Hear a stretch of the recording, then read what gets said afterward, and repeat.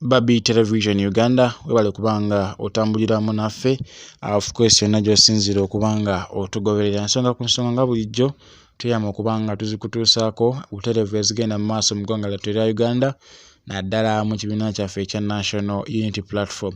Olunaku olwaleero Honorable Joel Ssenyonyi Leader of Opposition avuddeyo n'ayambalagana ne Mathias Mpuga Nsamba ku bigambo byayogedde ku NBS era avuddeyo n'amwanukula nti byonna byakola abikola ku lulwe ng'omuntu so tabikola ku lwa kibiina kya National Unity Platform era nti ne ku kifo ky'obwa Commissioner byonna byakola ne Anita Among Speaker of Parliament abikola ku lulwe era tabikola ku lwa kibiina kya National Unity Platform olw'ensonga nti bo bamugyamu dda obwesige ku kifo ky'obwa Commissioner obwa Parliament era ne bamugyamu n'obwesige ku kifo ky'amyuka President Robert Kyagulanyi Ssentamu mu bitundu bya Buganda region n'ebyetooloddewo era nga President Robert Kyagulanyi Ssentamu nga yavaayo n'ategeeza luli mu press conference eyali wali e Makerere Kavule yavaayo n'ategeeza nti Honorable Mathias Mpuga Nsamba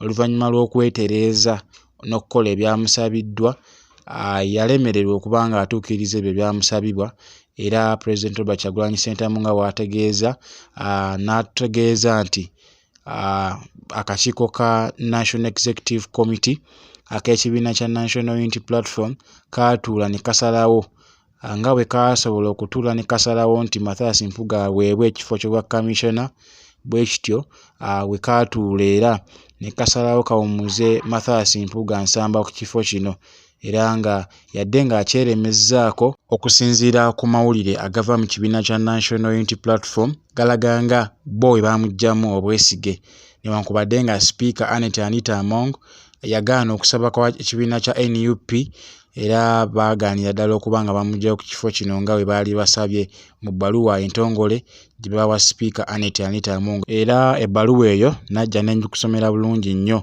wano ku mukutu gwa Babi Television Uganda era n'ensonga eyo gwe yabadde atambula naffe amanyi wagitegeera bulungi oba ogimanyiiko era katufune ebigambo bya Honorable Joel Ssenyonyi nga atutegeeza nga bo bwe bagenda okuba nga balwanyisa ebikolwa by'enguzi era nga tewali n'omu gwe bagenda kuba nga battirako ku liiso nga President Robert Kyagulanyi Ssentamu bw'asiiba abyogera.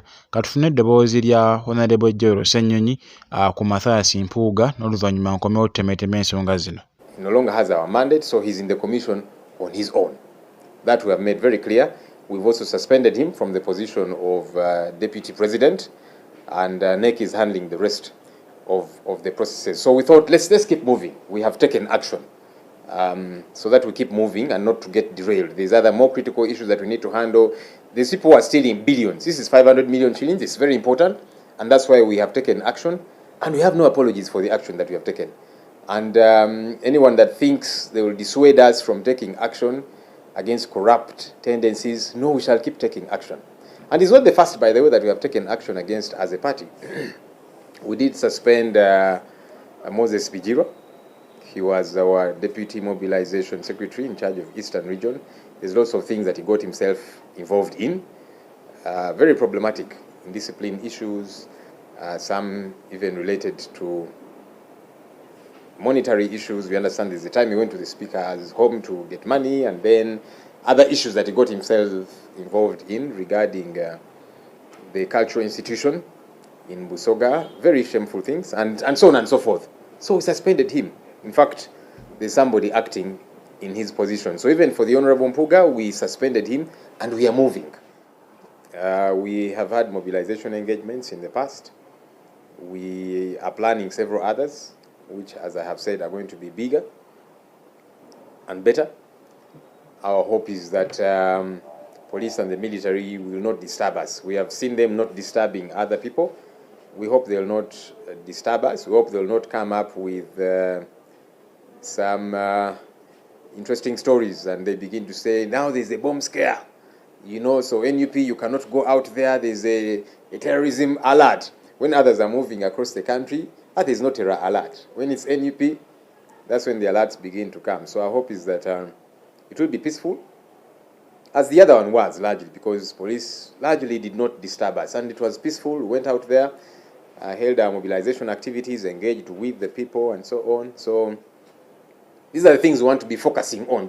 Ebyo nno bye bigambo bya Honorable Joel Ssenyonyi nga bw'ategeezezza nti Mpuuga ku ky'obwa Commissioner akiriko ku lulwe ng'omuntu, era nga bulijjo President bw'avaayo akinogaanya nti ye takyamumanyi nga Commissioner wa Parliament ku kibiina kya National Unity Platform, era takyali Deputy President we, era wadde nga Mpuuga akyeyita Deputy President w'ekibiina kya NUP, era okusinziira ku njogera ya Honorable Mathias Mpuuga Nsamba agamba nti ekibiina kya NUP kito oba kipya nnyo mu byobufuzi by'eggwanga lyattu erya Uganda, nga n'olw'ensonga eyo ye ekyamuleeta si struggle yakuggyako Museveni, wabula yakuzimba kibiina kya NUP kye yasangawo nga kyatandika dda.